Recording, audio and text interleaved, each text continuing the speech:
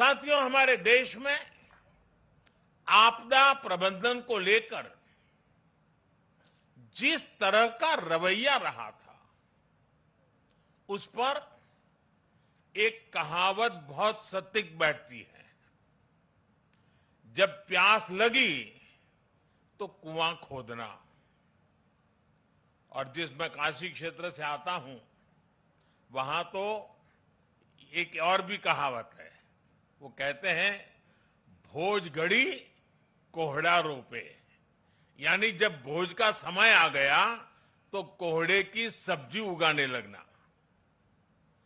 यानी जब आपदा सिर पर आ जाती थी तो उससे बचने के उपाय खोजे जाते थे। इतना ही नहीं, एक और हैरान करने वाली व्यवस्था थी जिसके बारे में कम ही लोगों को पता है।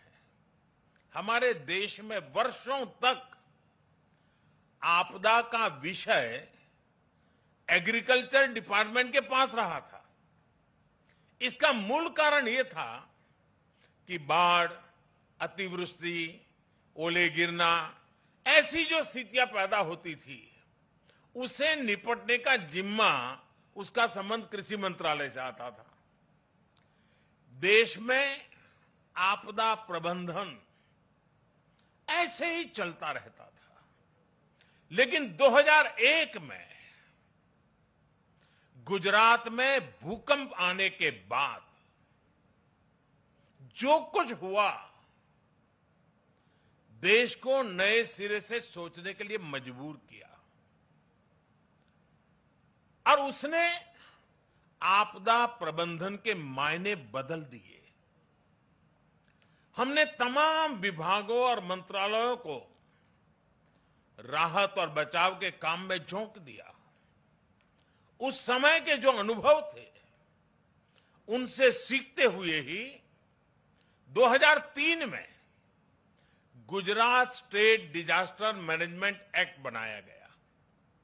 आपदा से निपटने के लिए गुजरात इस तरह का कानून बनाने वाला देश का पहला राज्य बना।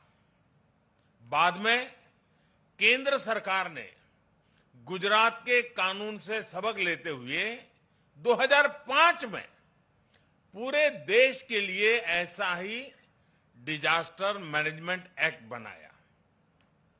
इस कानून के बाद ही नेशनल डिजास्टर मैनेजमेंट अथॉरिटी, उसके गठन का रास्ता साफ हुआ। इसी कानून ने कोरोना के खिलाफ लड़ाई में भी देश की बहुत मदद की। साथियों, डिजास्टर मैनेजमेंट को प्रभावी बनाने के लिए 2014 के बाद से हमारे सरकार ने राष्ट्रीय स्तर पर चौतरफा काम किया है। हमने रिलीफ, रेस्क्यू, रिहेबिलिटेशन, उस पर जोर देने के साथ साथ ही रिफॉर्म पर भी बल दिया है। हमने एनडीआरएफ को मजबूत किया, उसका आधुनिकीकरण किया, देश भर में उसका विस्तार किया। स्पेस टेक्नोलॉजी से लेकर प्लानिंग और मैनेजमेंट तक बेस्ट पॉसिबल प्रैक्टिसेस को अपनाया।